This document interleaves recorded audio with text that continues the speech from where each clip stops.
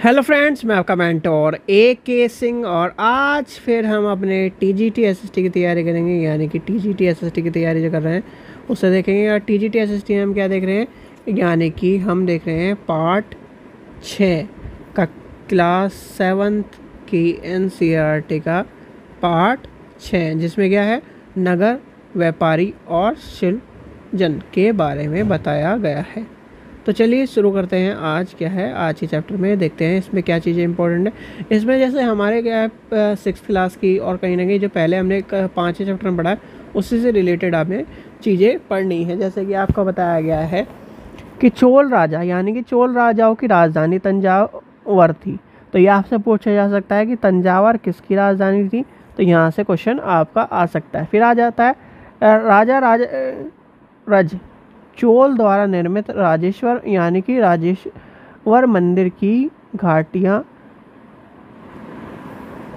और जैसे घाटियाँ हैं, जैसे कि ये देखिए, इसमें 12 वर्षों में कहीं ना कहीं सारे के सारे कावेरी नदी के पास जो तंजावर मंदिर था उसकी जो घंटियाँ थी वो बजती सुनाई देती थी। कहाँ? राजा चोल यानी कि चोल शासक के बारे में बताया गया है। तो आपको पता होना चाहिए चोल शासक के बारे में कहाँ से कोट आ सकता है। फिर आता तंजावर यानी कि तंजावर एक मंदिर यानी कि मंदिर नगर का उदाहरण है। क्या है? एक मंदिर नगर का उदाहरण है। तो आपसे पूछा जा सकता है कि किसका उदाहरण है, तो मंदिर नगर का उदाहरण है। यानी मंदिर नगर जो है नगरीकरण का एक अत्यंत महत्वपूर्ण प्रतिरूप प्रस्तुत करता है, जो एक तरह से नगरीकरण नगरों का विकास के लिए बताया गया है। फिर आता है कांस्य के मूर्ति के बारे में। तो कांस्य के आपसे क्वेश्चन पूछा जाता है कि कांस्य किससे मिला है। कांस्य एक मिश्रित धातु है जो कि तांबे और क्या है, टीन से मिलकर बनी है। जो चोल कालीन कांस्य मूर्ति थी उसमें लोप मोम तकनीक से बनाई हुई थी। इस पर क्या है, प्रतिविधि के अत्यंत सर्वप्रथम मोम की एक प्रतिमा बनाई गई थी। इसमें क्या है, जैसे कि आपकी दिखाई दे रही है आपको, यानी कि चिकनी मिट्टी से और चिकनी मिट्टी का जो सबसे कॉन्सेप्ट है आपको पता होगा। चिकनी मिट्टी में आपने चीन के बर्तन देखे होंगे, तो वही कहीं ना कहीं वहाँ से चलते चलते आपको यहाँ पर क्या है लोप की तरह सूखने के लिए एक तरह से छोड़ दिया जाता था। यानी कि जैसे हमारे क्या है घड़े वड़े बनते हैं, हमें क्या करते हैं उसे मिट्टी में से बना के उसे सूखने के लिए डाल देते हैं। फिर उसे कहीं ना कहीं फिर क्या करते हैं उसे पकाते हैं आग में। तो इसी तरह क्या है, ये अलग अलग प्रक्रिया से अलग अलग बर्तन बनते हैं। फिर आता है यानी कि मध्य प्रदेश का। यानी कि मध्य प्रदेश में क्या है, आपसे क्वेश्चन पूछा जा सकता है यहाँ से।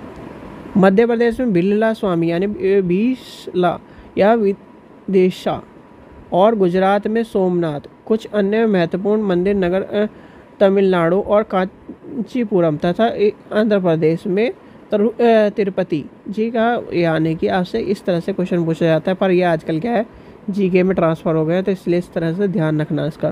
फिर आता है यानी कि मंगोल के शासक में वह क्या है, सूबा मुखिया यानी कि सूबा जो होता था तो क्या है मुख्यालय के रूप में बन गया। तो आपको ये पता होना चाहिए, यानी कि आपसे ये पूछा जाता है। फिर आपको पूछा जाता है ख्वाजा मोइनुद्दीन चिश्ती की दरगाह कहाँ है, ये क्वेश्चन आ चुका है। तो आपको पता होना चाहिए ये क्या है, सूफी संत थे। कौन थे? सूफी संत थे। और यह 12वीं शताब्दी में बस गए थे। कहाँ पर? आपको पता होना चाहिए जो ख्वाजा मोइनुद्दीन चिश्ती जी की दरगाह है वो कहाँ पर है, कमेंट सेक्शन में बताइए। और क्वेश्चन ये कई बार पूछा गया है। उनके यानी कि दर्शनार्थी और जो श्रद्धालु थे सभी पंथों यानी एक तरह से पंथों मतों में हुए करते थे। अजमेर के पास यानी कि अजमेर के पास जो कहीं ना कहीं आपको पुष्कर सरोवर है, वहाँ पर प्राचीन काल से तीर्थयात्री आते थे। तो क्या है आपको यही पता होना चाहिए। फिर आता है नगर यानी छोटे नगरों के बारे में आता है। फिर छोटे नगरों में क्या है, आमतौर पर एक मंडी।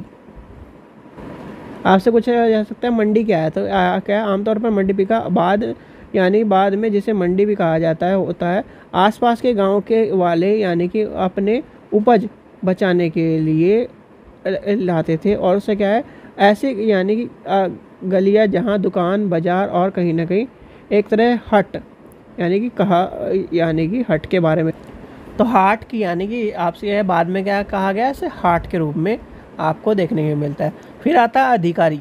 यानी कि अधिकारी का क्या है, उन स्थानीय मंदिरों को प्रदान कर देते थे, जिनका निर्माण स्वयं उनके द्वारा एक तरह से व्यापारियों द्वारा कराया गया होता है। ऐसे अधिकारियों का उल्लेख अभिलेखों में किया गया है जो आज भी पाए जाते हैं। ठीक है, फिर आता है व्यापारियों के अनेक राजाओं और यानी कि राज्यों और जंगलों से होकर गुजरना पड़ता था, इसलिए कहीं ना कहीं आमतौर पर काफिले बनकर एक साथ यात्रा करते थे और कहीं ना कहीं आमतौर पर रक्षा यानी कि व्यापारी संघ गोल्ड बनाते थे। और दक्षिणी भारत में 8वीं शताब्दी से कहीं ना कहीं 8वीं शताब्दी और 18वीं शताब्दी में देखो आपने बहुत सारी चीज़ें देखी होंगी। 8वीं शताब्दी, ये तो 8वीं शताब्दी का है। 18वीं शताब्दी में जब हम यानी कि अंग्रेज़ों का टाइम था, वहाँ पर क्या होता था कहीं ना कहीं, वहाँ पर कौन का यानी कि आपने इसी चैप्टर में हमें ब्लैक टाउन और वाइट टाउन पढ़ना है।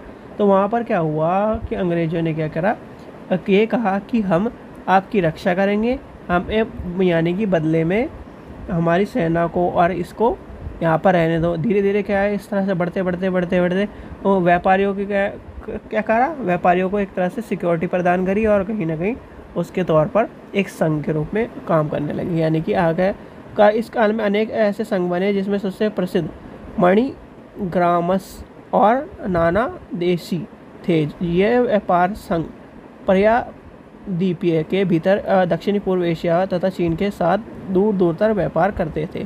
फिर आता है उष्णकटिबंधीय, यानी कि इसमें क्वेश्चन ये आपसे ज्योग्राफी में क्वेश्चन पूछा जाता है कि काली मिर्च, दालचीनी, जायफल, सौंठ कहाँ पर है, उष्णकटिबंधीय जलवायु में उगाए जाने वाले हैं। ठीक है, तो ये आपसे क्वेश्चन पूछा जा सकता है। ठीक है, चलिए आगे चलते हैं। काबुल, यानी काबुल अपने पहाड़ी और भूदृश्य के साथ 16वीं शताब्दी से लेकर राजनीति और वाणिज्य दृष्टिकोण से महत्वपूर्ण बना है। और काबुल और कंधार सुप्रसिद्ध रेशम मार्ग से जुड़े हुए थे। तो आपको पता होना चाहिए काबुल और कंधार कहाँ से जुड़े हुए हैं, आपके रेशम मार्ग से। फिर आता है यहाँ पर ये आपसे जो एक तरह से मोमबत्ती रखने का स्टैंड है। क्या है, पीतल के इस मोमबत्ती रखने के स्टैंड में कलाकृति करी गई है। और पहले कहीं ना कहीं मोमबत्ती रखने के स्टैंड होते थे, अब आपके स्टॉप भी होते थे। जैसे आज क्या है, आपको क्या देखना है कि इतने मोमबत्ती पर बंद हो जाने चाहिए। तो पहले क्या होते थे, एक इसके ऊपर इस तरह, यानी कि जैसे ये मोमबत्ती है, ये आपकी मोमबत्ती है, ये इसमें निकला, तो इसमें इसके ऊपर कहीं ना कहीं एक यानी कि एक इस तरह की स्टैंड टाइप का लगाए थे। तो जैसे ही यहाँ पर क्या है, यहाँ तक मोमबत्ती आएगी और ये स्टैंड ऐसे गिर जाता था, तो ये मोमबत्ती बंद हो जाती थी। ये भी आपको पता होना चाहिए। अब आता है बिजली के, यानी कि बिजली के जो शिल्पकार थे वो तांबे और चांदी के जो उससे काम करने के लिए प्रसिद्ध थे। और कहीं ना कहीं शिल्प के नाम पर बिद्री पड़ गया उनका, कहीं ना कहीं एक तरह से विश्व कुमार एक तरह से समुदाय। और ये कहीं ना कहीं आपके लिए पूछे जा सकते हैं कि आपका ये किस लिए प्रसिद्ध थे। तो ये एक आधा क्वेश्चन इस तरह का भी अटपटा आ सकता है, तो आपको इस चीज़ का भी ध्यान रखना है। चलिए आगे चलते हैं, देखते हैं और क्या इंपॉर्टेंट है इसमें। फिर आता है हम्पी, यानी हम्पी आपको पता है विजयनगर साम्राज्य के से आपसे क्वेश्चन पूछा जाता है। यानी हम्पी नगर कृष्णा और तुंगभद्र नदी के घाटी में स्थित है। यह नगर 1336 में स्थापित विजयनगर साम्राज्य के केंद्र था। और हम्पी के एक तरह शानदार खंडरों से पता चलता है कि शहर यानी किलेबंद और ऊंची कोटि के थे। और कहीं ना कहीं ये भी कहा जाता है, जो आपकी 26 जनवरी की परेड में आपने क्या देखा है, जो वो एक तरह से सारी झांकी निकलती हैं, यहाँ पर भी एक तरह से एक हम्पी जो था, यानी कि में भी इस तरह की झांके निकलने का जगह थी। तो इसलिए कहीं ना कहीं वो भी आपको पता होना चाहिए। चलिए आगे अब आता है ये, यानी कि क्वेश्चन इस यहाँ से भी आपसे पूछा जाता है। आपने यानी कि शासनकालों में विजयनगर साम्राज्य के शासनकाल जलाशयों और नदियों के निर्माण में काफ़ी रुचि ली होगी। यानी कि मालदेव नदी, यानी कि मालदेवी नदी के ऊपर इतने किलोमीटर लंबी एक मिट्टी की बांध, यानी कि बांध वाले अंतरराज्यीय नगर जलाशय का निर्माण हुआ था। कृष्णदेव राय ने दो पहाड़ियों के बीच एक विशाल प्रसिद्ध बांध का निर्माण विजयनगर साम्राज्य के निकट एक विशाल झील के निर्माण के लिए करवाया था। और ये कहीं ना कहीं आपको पता होना चाहिए कि आपसे पूछा है कहाँ करवाया था, तो आपको पता होना चाहिए। फिर आता है मंदिर सांस्कृतिक गतिविधियों के केंद्र हेतु यानी कि होते थे, और कहीं ना कहीं देवदासियाँ जो कहीं ना कहीं विरूपक्ष यानी शिव मंदिर के अनेक स्तंभ वाले विशाल कक्षों में देवी प्रतिमा, राजा और एक तरह से प्रजनों के लिए समक्ष नृत्य किए करती थी। ठीक है, तो ये आपसे ये पूछा जा सकता है। फिर आता है आपका वाणिज्य केंद्र। एक यानी कि वाणिज्य केंद्र क्या है?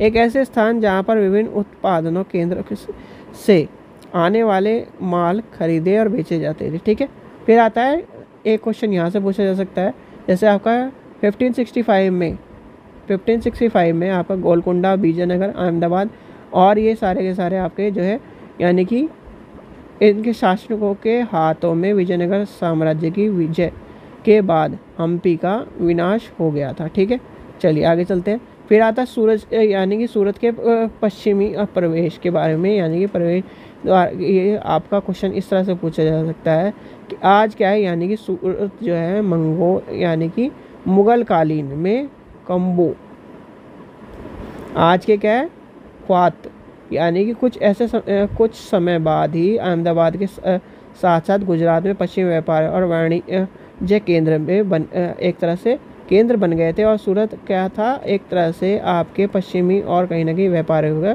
केंद्र बन गया था। ठीक है, चलिए आगे चलते हैं। फिर आता है हुंडी।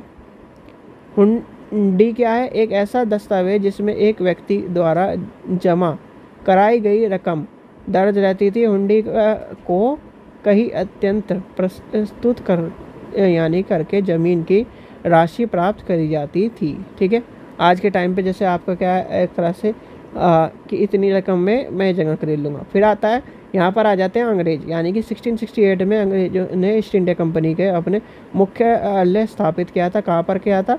मुंबई के, यानी कि पुर्तगालियों द्वारा समुद्री जो मार्ग नियंत्रण और मुंबई के से एक तरह से प्रतिस्पर्धा जहाँ कहीं हुआ था, स्थापित हुआ था, क्या बोलते हैं, मुख्यालय। ठीक है, चलिए आगे देखते हैं और क्या इंपॉर्टेंट है इस चैप्टर में। एक क्वेश्चन और इम्पोर्टेंट है। फिर आता है आपका ब्लैक टाउन। देखो, दो चीज़ें आपको पता होनी चाहिए। एक ब्लैक टाउन यानी कि अंग्रेज़ों ने 2 टाउनों में जगह को बांट दिया था। ब्लैक टाउन मतलब आपका इंडियनों का, जहाँ पर काले लोग रहते थे। आपने देखा होगा कि आपने ये तो सुना होगा कि ब्लैक यानी कि Indians are dogs are not allowed, इस तरह का कहीं ना कहीं कोट आपको देखने को मिला होगा। ये सुना भी होगा हिस्ट्री में। तो आपका ब्लैक टाउन भी उसी संबंधित है। ब्लैक टाउन में क्या होता था, कहा जाता था कि इंडियन लोग्स को यहाँ पर अलाउड नहीं है। और ये है वाइट टाउन, यहाँ पर क्या रहते थे, वाइट टाउन में क्या रहते थे, अंग्रेज रहते थे, यानी कि ब्रिटिश लोग रहते थे। यहाँ पर कौन रहते थे, इंडियन लोग रहते थे। तो इसलिए कहीं ना ब्लैक टाउन और वाइट टाउन के तौर पर इसे बांटा गया है। फिर आता है वास्को डिगामा। भैया वास्को डिगामा क्या है, बहुत पुराना क्वेश्चन है पर आपको पता होना चाहिए। यानी पुर्तगाली क्या है, एक तरह का पुर्तगाली नाविक जो वास्को डिगामा था, अटलांटिक महासागर के साथ साथ यात्रा कर रहा था। और उसने कहीं ना कहीं पहले क्या किसको ढूंढा, यानी कि वो हिंद महासागर पार करके भारत पहुंचा। और कहीं ना कहीं और भारत पहुंचने का क्या था, 1468 में कालीकट पहुंचा। और अगले वर्ष उसने पुर्तगालियों की राजधानी को क्या है एक तरह से लौट गया, लिस्बन जो है वहाँ पर पहुँच गया था। ठीक है, और ये कहीं ना कहीं आपसे क्वेश्चन इस तरह से नहीं पूछा जाता। क्वेश्चन आ जाए कि क्या नाम कालीकट कब पहुँचा, वास्को डी गामा कालीकट कब पहुँचा, तो ये आपको पता होना चाहिए। ठीक है, तो ये था आज के चैप्टर में छोटा छोटा जितनी सारी चीज़ थी आपको बता दी। जैसे क्या है, राजेश्वर मंदिर डैश में बनाया गया था। तो फिर है अजमेर सूफी संत डैश से संबंधित, तो क्या है, ख्वाजा मोइनुद्दीन चिश्ती। हम्पी डैश साम्राज्य से संबंधित है, तो ये आपका कैसा है, विजयनगर साम्राज्य से। तो इस तरह से आपको क्वेश्चन पूछे जा सकते हैं। ठीक है, चलिए आशा करता हूँ आपको वीडियो पसंद आई। वीडियो पसंद आई तो लाइक करें, चैनल को सब्सक्राइब करें, वीडियो को ज़्यादा शेयर करें। Thank you.